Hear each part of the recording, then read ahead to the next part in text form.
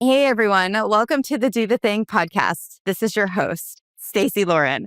Well, you guys, these are the moments that I just am so excited that I like to do the thing because that's how I get to meet the coolest people in the world. And so I got lucky enough where actually it's so funny because my birthday's coming up now. And so last year around my birthday, my boyfriend surprised me and had us see Alex Sheen, who I'm sure most of you guys know is an internationally acclaimed TEDx speaker, author, all the things. He travels the world basically and moves people with his message because I said I would. And since then, he's built this amazing retreat center and is helping kids and families overcome grief through this amazing space that he's created and worked through. And so when I got to meet him, I just was blown away with his generosity and relatability and vulnerability in the way that he shows up. And so I am so excited you guys get to meet him on this interview. So I am welcoming Alex to the show. Hey, Alex.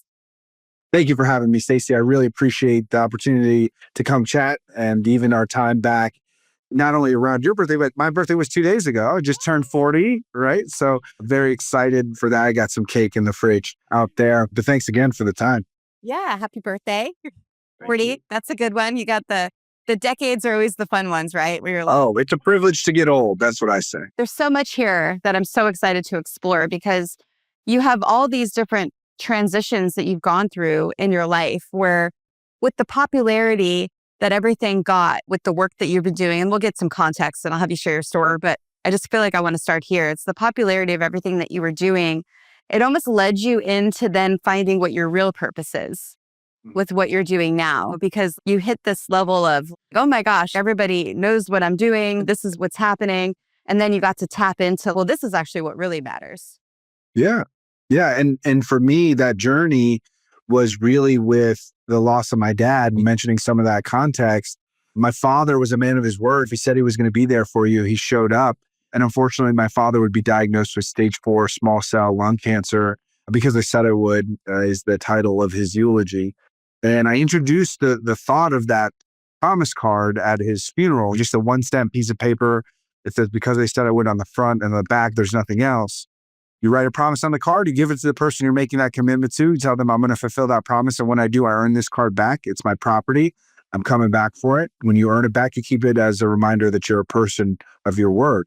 So when this went viral through social media, specifically Reddit was where it blew up first. For a while, that's what people thought we were about. Oh, some kind of speech or something, an inspirational talk or a promise card. Maybe it's an art project or something. Understandably, people are just kind of seeing this from the outside. And that's what they thought it was. It was about promises. It was about a card. It was about some guy chatting. But really what it is about not the promises that people wrote, but it was about the resiliency skills, the mental health habits it takes to keep that promise. Because what I would notice, Stacey, is a lot of these people would not keep these promises. And of course, there was things like quitting smoking, losing weight, even things like return the library book, some stuff even on that lower scale, like the library example. But then people would write things like, I will not kill myself, right? And all of a sudden, then it's not like, oh, how many cards can we distribute or how many speeches can we give or Good Morning America or some kind of nonsense. It's like, no, we need to help these people develop the skill set to accomplish that promise, to face life's adversities. So when you say that thought started as kind of one-ish thing and it morphed a little bit, that's the transition that I felt would make the most impact as a charity. So kind of walk us through that process of you decided to name the eulogy that, and then you kind of went on that journey with that. What did that look like for you? Yeah. So I had given some speeches at work that my stepmom knew about, just like, I don't know, it was part of my job. I'd give a talk at a conference or something. And we're talking 50 people, not a large scale thing. But she's like, well, someone has to say something at the funeral. And you're the only person in our family who does anything like that. So would you mind? And of course, I want to pay homage to my father. The problem is a couple fold. The first is that I'm a crybaby, right? If there's a recording, there's one person happened to have a cell phone that just pulled it out, recorded that day, the eulogy, and make them laugh, make them cry is a type of speaker. That is the thing they bring keynotes in for. In the beginning, though, I'm just giving my dad's eulogy. I don't know what's going to I'm not even trying to go viral, or I'm saying goodbye to my dad. But I cry so much that I remember in the parking lot, I literally just like, we're going to get it all now. We're going to say all the saddest things, all the things he's never going to see, all the things that you regretted that you should have done as his son.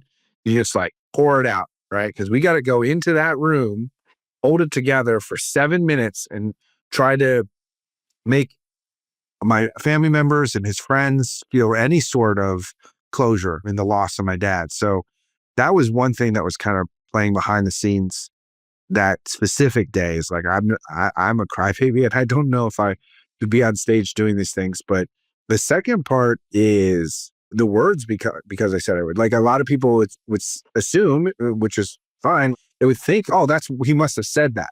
He must have said, I'm doing this. It's a tough day. It doesn't matter. Son, I'm doing this because I said I would. My dad never, ever said that. Even I can't recall one time, even something close to that. What he did do, though, was he would say, because your mom said she would do this, because you said you were going to. My dad was kind of the classic angry Asian immigrant dad, and he had very high standards. So he was upset because he did the things he said he was going to do, but it seemed like no one else did. And he could not, for the life of him, understand why this was. His life was tough in certain ways.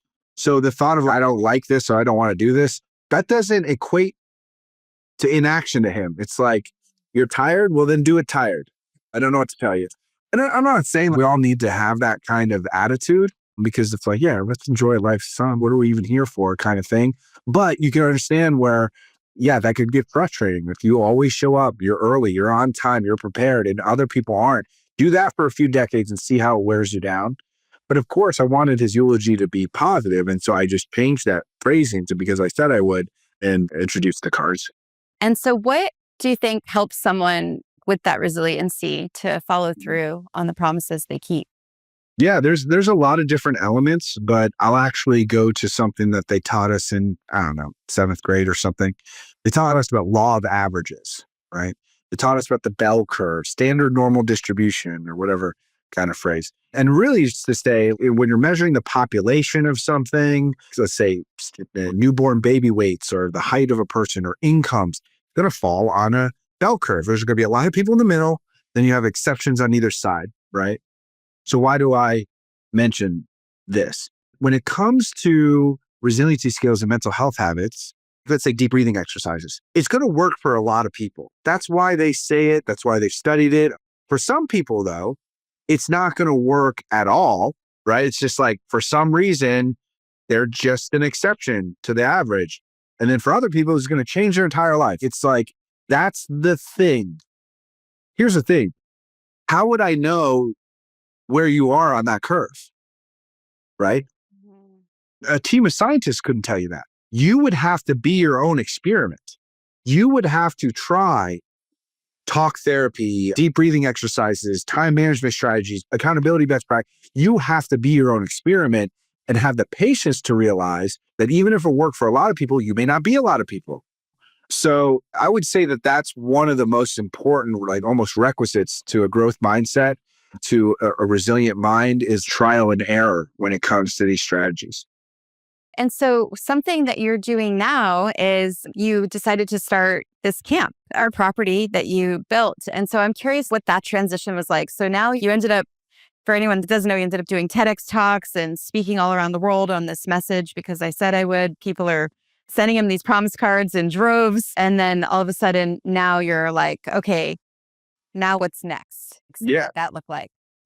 Yeah. So when it comes to our charity and the thought of resiliency skills and mental health habits, we would start doing that inside of schools. Particularly, we have high school chapters. So they do, let's say, a workshop on stress management, then another one on the 4 types of self-control, and then another one on accountability, whatever it is. So we do that in high schools. And we also do that in prisons, mostly male, medium security prisons throughout the United States. But then the next piece of that is just recognizing that resiliency skills and mental health habits kind of apply to a lot of things, because schools, prisons, grieving families, we could all use resiliency skills. Obviously, specializing it to the different demographics and areas makes sense. But by and large, most people haven't been taught resiliency skills. They accidentally learn them from a good parent, from perhaps a coach, or they went through a leadership development program or had a therapist. But it's not like it's in the K through 12 or even college education system. So programmatically, none of us are learning these things. And so we kind of start at this sort of 101-ish area that turned out to be the best place to start. But the problem and challenge with this program inside of schools and prisons where we started was that donations were hard to come by. People understood its value, but they're like, well, these are just some lesson plans. And it's just, you've got some staff members helping lead, train the trainer, this and that. And the reality of the cost to execute this program and to help these folks really wasn't matching. And so to me, the unfortunate part of charity is that no matter how effective or honestly ineffective, it doesn't matter. That's not really what gets donations. Effectiveness isn't entirely what drives people to give, which again, that's suboptimal. That's not a good thing. It should be the one that has the most results. And I'm not even saying that we have the best result in the world. That's what should get the funding. Unfortunately, what gets the funding is things that people emotionally understand or almost logistically and financially understand. And so 2 parts of that is that people give local and then they act local, right? So when we look at why start camp, it's like, well, if I create this regional hub, then people around that area are going to be like, yeah, we're going to help that because that's us. We're here. We're not this thing that cards around the world, chapters randomly in different cities or whatever, schools, prisons. I don't know those people. We create something that's more centralized. That local region would be like, I like that. And the second part is that the physical nature of camp, people just understand. They're like, yeah, that comes with expenses. They understand this is going to make a difference. So I try to find something that was more financially sustainable because I've given $8 million or whatever dollars to the charity, and I'll give another 8 or 20, or it doesn't matter. But it's not enough. Like, it's not enough. One person cannot cover the amount of pain and suffering in this world. So we have to create things that are repeatable, things that people understand, people want to give to. But those are kind of the operational business side reasons of things, which unfortunately is a part of what you have to do at charity. Right. The other more important part of this answer is the variable of time. So, Stacey, let's look at the moment a child is born to when they turn 18. Okay. Show me any point in their lives where they spend 3 days, 2 weeks, something like a longer period of time. We'll give it a week or more. Where do they spend that much time at any point? School. Well, we're already in schools. Maybe grandma's house. I can't start programs at grandma's house. Inpatient hospitalization. And then you're about to run out of answers, right? Camp is one of those answers. If real change takes time and practice and everything, then you need more time with the kids. Culturally, the only place that some kid is going to go to and spend time, that kind of time, week or weeks, is camp. So that's the other reason. So I know it's kind of hopping around a little bit, but we're trying to create an equation that not only makes the real impact, but actually is financially sustainable. And these are all things that all charities have to think through. Wow. Yeah. And so something else you mentioned to me when we were in San Diego is in terms of the people that are coming to the camp and the families that you're serving. It was really, I just left there feeling so moved by the impact that you're making on the generations, right? By helping people that have just overcome a loss in their life and then kind of working them through the grief steps. And I thought maybe we could talk more about what that's been like. Yeah. If you walk down the street, talk to some randos, right? And just ask people, what was the worst day of your entire life? It's probably going to be the day someone passed, right? However, the sun is going to set on us. It's kind of strange that we live in such a death avoidance society when that fact it cannot be escaped, right?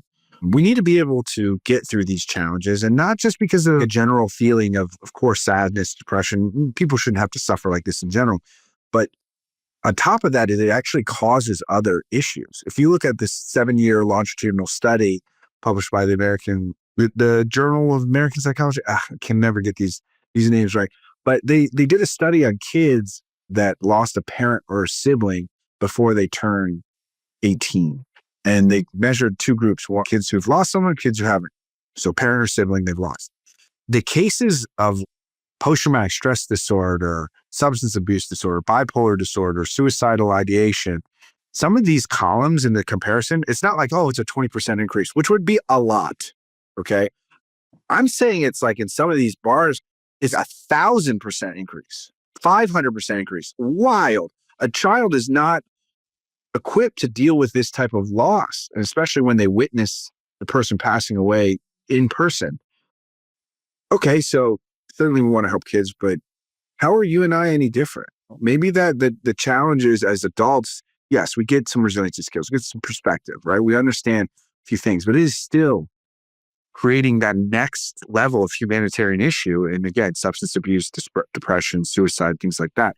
So I guess the first thing to mention in grief is just that it is a real issue. It's a real humanitarian issue. It's hard to deal with. And so certainly can get into more about grief journey and habits and tactics, perspectives that help. But I think we got to start with the fact that, yeah, it's heavy and it needs help and support. And we actually don't talk about it that much. We kind of just sweep it under the rug. There's some families who literally will not speak the name. It's almost a rule that we don't say that name because none of us can hear it anymore because it's so heavy. And me, I talk about my dad every day. And I do cry. And that's the other piece that you were kind of alluding to. It's like, what is the journey? Well, it's not 5 phases and some of those things that we heard in a movie. It's like, yeah, I cry and I don't have to be ashamed about that. That's how I know it meant something. Mm-hmm. The measure really is, am I leading a productive life? It doesn't matter that occasionally I feel that emotional weight. Can I handle it in a productive way and not necessarily get over it? I think, can I carry the grief with me in a manner that makes me a better person because I appreciate life more, that learns the lessons that my dad taught me and tries to live them, tries to make him proud in some productive way that would be good for me or other people. You know what I'm saying? Yeah. I don't want to forget him. I don't want to get over it. I don't have to do those things. I just need to be healthy and productive. And if I'm sad once in a while, I don't know, that's life. It's going to be all right. Yeah. I think the thing that was really also just so, I don't know what the word is, but exciting. I don't know if exciting is the right word. So my heart-centered mission is having people understand that whenever you're going through something, whether it's grief, a transition, or a goal, that you have to join a group that has the same kind of goal or interest or bond. And then you get to have this space for open vulnerability, shared comfort, shared support. And that's what I believe you're now doing with this camp, right? Is you're taking these people that have these individual grief journeys in many cases, and whether it's the same family unit or whether it's a bunch of different families or if it's just kids, and you're putting them together in this space. And now for the first time in their life, maybe some of them are feeling seen because no one, when they talk to people outside of that environment, they can't even possibly understand what they've been through. And so it's almost like the safe haven of support to push people through this process. Yeah. Yeah. I'll share in an anonymous fashion. We have an adult bereavement retreat. This couple gets in a fight. They've been together for a long time. And one of the people, they leave the house, they go home, right? So they've broken up. That person ends their own life. This person, the surviving person, is not allowed to go to the funeral. The family won't allow them to go. They're not able to grieve. They are made to feel that it was their fault. That kind of weight is so heavy. And so even doing something like a candle vigil, we do a memorial, these little pieces where they can finally say something out loud. And even when you have, and most of us do have the opportunity to say goodbye, so to speak, at a funeral, like I say, it's not like, oh, we're done here. Like it's over. It's like, no, maybe there's another step to the conversation I want to have with other people, or after a 1-year anniversary, or now that person has a child, there's just knowing that you're not alone is very important to a tribal species survival. And I mean that in almost like a pack of wolves type of way. We will not survive without each other. That is not only physically, but emotionally as well. So A lot of people look for, especially TED Talky type of people, like, oh, these silver bullets. Should you take cold plunges? Or it's like, there's all kinds of weird questions you get, but some of it's just super basic, which is we weren't meant to be alone. Just be around people who are pursuing the same goal. It doesn't have to be that creative. I wish I had new stuff for you, but how about diet, sleep, and exercise? Find an accountability support group. Let's start with that. Yeah. And then maybe we can do a cold plunge or whatever. I don't know. That makes you happy. Yeah. I love what you said about joining a group, sharing those best practices, not feeling alone, and getting a rhythm on your commitment, getting every month, every week, what have you. I'm pursuing something here. Yeah, it's so funny. So I'll share with you. So I'm game. I don't know if you can see my shirt, but that's the Do the Thing formula. It came from my podcast, actually. I had, after I think the 80th episode was when the formula started to kind of like become clear on what helps people actually take action, do the thing, move past their mental baggage. And actually, you just name all the pieces. So it's funny. That's why I'm mentioning it. It's like the I was identify the why, whereas we hear Simon Sinek talking about that, right? But when you put it in a group, when you declare why you want to do something and it's in a group, that's what's really special. And then there's M is mindset, G is goals, A is accountability. The M in game is my people. And that's not your friends and family and regular support network. That's with people with a common goal. And then the A is accountability and E is educate. And educate is both educating yourself, but also educating others, which is where the contribution comes in. But that's been what your camp is actually, that's a blend of everything together. So I started running these challenges. That's when I noticed the group was the most important thing. And so, yeah, so that's where now I have this comfort circle framework. I just had an event, so I have it printed. Yeah. I don't know if I showed it to you. So there's the horse part of it, which is where you're in the grief. I mean, for some people, depending on where they are in the comfort circle and what their goal is. So if we're talking about people that want to be online, the horse is the lurker or whatever. But when we're talking about grief specifically, the horse is like, I can't even speak. This was just so hard. I don't even know what I'm going to do. And so, yeah. So what happens is with most people, when they have a support group, they can't ever get them out of the horse because the support group sort of keeps them down sometimes, not down, but it can sometimes almost lead to trauma bonding or a lot of that kind of woe is me, right? But what you negative self-labeling too is like is certainly the challenges that people face are real. And so even if it is a disability, the loss of a loved one, being a widow, whatever it might be, that's a real thing. But just negative self-labeling and just identifying your entire personality around a hardship or challenge is probably no way to live.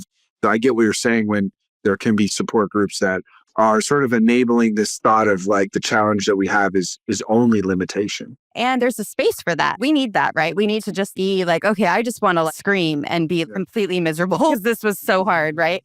But then whether it's a challenge or a group or a camp and you have a goal, now you get to all work towards something, which is where then you get to almost move through that whole process. And so that's why when I talk about groups and challenges and joining things, it's like, now how do we get them past the next step? Okay, I'm ready now. Now I want to find my voice, right? Now maybe for some people, they might stay there, never move on to share your voice. But for other people, we just were talking right before we got on a podcast, so we can go into that. But then they might be ready to share their voice about what just happened, because maybe you will help someone else with you being able to tell them what happened with your story, right? And then I have other layers, which is monetizing, whether it's through a nonprofit or through making money, creating a movement, and then global reach. But the point is your camp is a symbol of that to me, because you're creating this space where you're supporting each other and then you're achieving goals in this container. Yeah, I think we live such individual lives, right? And it's not like that's new or social media or whatever. It's like, oh, but I'm just gonna go to work, take care of kids. So there's not a lot of time just laying around to join groups. Yeah. And so even that limitation alone is understandable and why some people don't do it. But we could make that same excuse for, again, not getting good enough sleep, not exercising. That we got to carve out time for things that are known to work. And I do think that support groups have great function. Yeah. Well, I would love to talk about what we were talking about right before we started, where I mentioned I have a bunch of people that have helped start podcasts and potentially having you go into this unofficial podcast circuit. And then you had an idea. Do you want to talk about that for a minute?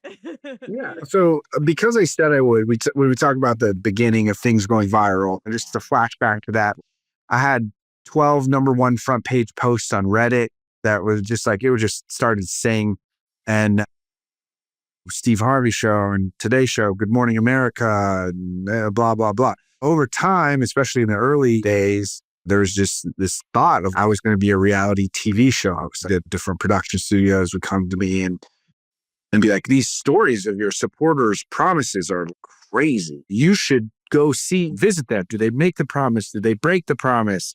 I give them tips or whatever. And then that's the formula for every episode. In fact, they were so pumped about it that they were literally, when I said, no, this is a charity, we're going to help people in this different way. They were like, well, how about you just sell me the stories? They literally told me they'd give me $1,000 for every story that they would use. And I was like, that's not, I mean, even think about myself at that time. It's like, you can give me all the money in the world. I'm not here to make money off the fact that my dad died. Everybody makes their own decisions. So I'm not trying to be judged to other things. Just saying, this is my path. I can't do that. And I'm not going to take these people who are victims of sexual violence and people who have lost loved ones, all kinds of hardships and poverty. I'm not going to sell that. So with that, though, at the same time, there was a reason people were reaching out to us. It's because these stories are some of the wildest things. And it's not just because it's connected to us, but those promise cards, we've distributed 15.5 million of them. Wow. And even that volume alone will triple cross some things that not only people want to hear because of emotional entertainment, which again, that's not our purpose, but also the resiliency perspectives that come with those stories, right? What did you do? What did you think? What worked for you? What didn't? What's your favorite quote? How does that drive you? What changed? All that stuff, right? So we actually do have a podcast. And go to our website, becauseitsaidwould.org/the podcast and check that out. Actually, I'm going to double check. Is that the URL? So we did a limited series and it's /the podcast. And that's great. But the work of our charity in actual schools and prisons, this camp, you could say you could do both, but eventually you don't have resources. You got to pick a horse and ride it type of thing. So we really focus on programming instead of that outreach and stories and series and stuff like that. However, jumping on someone else's podcast is relatively easy, as we're just demonstrating right now. And so I would love to share some of the perspectives that are coming from all these folks and things that we've written about in our book and all that. But what you were alluding to was the connection of podcasts and camp. So we've had folks do yoga retreats and this thought of people who write books. I've written a book and it's like, oh, should we do a retreat of that? And Stacey and I were just talking about, should we do a podcaster retreat where it's like we just share our storytelling best practices? Because obviously they benefit the charity, the better we get at it. There's still always stuff to learn here. But there's a production studio called Evergreen, and they make a bunch of podcasts and stuff. They made our stuff. But the only reason I mention them is that they're considering building a podcast studio at our camp, just as a donation to us, kind of to help the families actually record memorial messages and stories of the person they lost and stuff like that. So I don't know. I think it would be a fun idea for those type of content creators of sorts to share storytelling best practices and to do that at camp, because our 92-acre property is not a youth camp. It's kind of bougie. It used to be a winery and event venue, resort cabin business. So we have hot tubs and a 3-tier cedar sauna and all these things for the grieving families to enjoy. But the thought of a podcast or retreat is interesting. Yeah, I 100% want to do this. And my daughter graduates this month. And so my empty nester is coming. Yeah. So I'm like, okay, tell me in the fall, I could get the people there. Tell me how much you want to charge. They could all go to your charity. I'm just, all day with charity. Yeah. So it's like, this is my goal right now. This is what I'm doing. Is everything's sort of evolved. So I don't remember what I told you, but I just became a charity auctioneer. Yeah. And so then I realized, oh my gosh, my challenges are also the most amazing fundraising tool. And so now I'm mixing philanthropy with goals, connection, collective action. And so this all ties in. Oh, and then yesterday I went to podcast platform founder. I'm actually an investor in his, saying it's Callcast. It's amazing. It's how I helped hundreds of people start podcasts through that platform. He has a new platform, though. It's called Clubcast, where he's helping the Boys and Girls Clubs kids start podcasts. And so when I was talking to him yesterday, he came to San Diego. I was like, oh my gosh, I want to do a fundraising challenge where kids are finding their voice through podcasting. And so that just planted, and I don't know what's there, but I'm just saying it all out loud so I don't forget. But the point is, yeah, I think this would be really cool. I know a lot of people that would be super interested, and then all the money could go to Because I Said It. Obviously, the mission of the charity has nothing to do with corporate treats or weddings or anything like that. But we do those things. Why? Because it just raises money for the charity. You rent the place for a wedding, you rent it for a retreat, corporate retreat, podcast retreat, yoga retreat, whatever. It's like that funding is the reason why No Grieving Family pays to be in any of our programming. I assure you, it's not cheap. We hire a private chef, cook for them, the mental health therapist fees and all that kind of stuff. It stacks up immediately. But we're able to do that because of the generosity of not only our donors, but people who make business decisions, which is like, I think this would be a cool place to have our corporate retreat or podcast retreat. And then this one just happens to have a little additional Venn diagram, obviously, because of the storytelling nature of what a podcast is. And then a lot of content creators are looking for outlets to say, hey, I reached this level, or I'm trying to get to that next spot. And when I get there, try to reflect on that old quote, with great power comes great responsibility. If we reach this level of influencing others, are we using it to help a cause? And I'm not even talking about Because I Said I Would, like, forget about us for a second. Whatever charity that podcaster loves, what do you support? 75.1% of all Americans do not volunteer a single hour in an entire year, according to the Bureau of Labor Statistics. So being that fundraising volunteer can mean so much for the charities you care about. So I think there's just a lot of fun connections between us and then this idea. Yeah. Well, cool. Well, you'll be hearing from me. Sounds good. Well, tell us, what is your number one piece of advice for people on doing the thing? Well, I'm going to go back to the old man. I'm going to go back to my dad. And this isn't easy what I'm about to say, but I think is a psychological switch that, or philosophical, whatever, just an attitude towards life that can be helpful.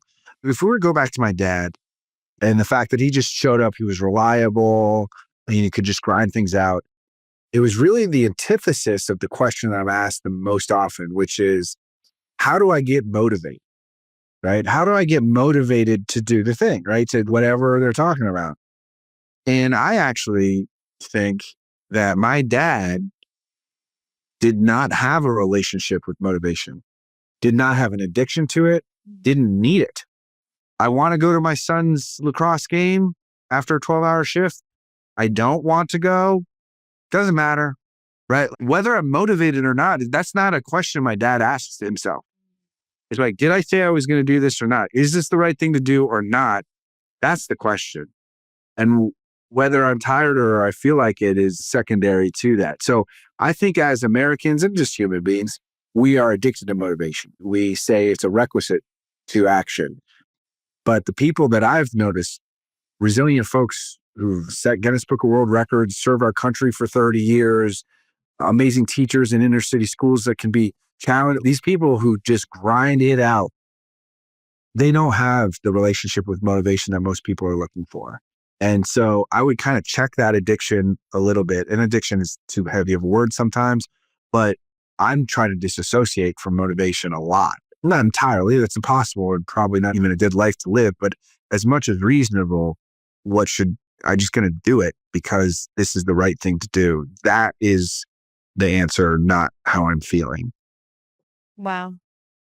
Please share with everyone where they can learn about you and keep up with your journey and what you're doing at the camp too. Yeah. For the folks who are listening that maybe host a podcast or know folks who do, our charity has programs in schools. We have programs in prisons. We help grieving families. We work a lot with charity partners and nonprofits. Resiliency skills and mental health habits. Any of these things are ringing a bell to you. If you'd like to chat and share stories and perspectives in these areas, I'd love to consider coming on. But as it relates to the charity, we're looking for remote volunteers. If you're interested in volunteering for the charity or even coming to camp and, I don't know, help me cut this grass. It takes 3.5 days to cut the grass. It's not a joke. So we can use all kinds of volunteer help, also fundraising and that good stuff. And so there's a number of ways to get involved. Go to becauseIsaidItwould.org, check all of that out. But my real call to action is always going to probably remain the same, is like, whether the charity succeeds, changes the world, or fails later this year, you don't really have to worry about that too much. That's my job. I just ask you to reflect on your own resiliency, your own promises, taking one step at a time to become a stronger version of yourself. I am absolutely certain that it is possible. Our website also includes a lot of videos and habits and tactics. Everything's freely available because of the generosity of our donors. There's no paywall or whatever. But think about that promise to your physical health and mental health and focus on that. That's all I could really want. Thank you so much for coming on. This has been amazing getting a chance to do this with you. Awesome. Thank you, Stacey. And thanks you guys for listening. Do the thing. Don't wait for opportunity. Create it. Hey guys, have you checked out my Facebook group yet? Go to dothethingcollaboration.com.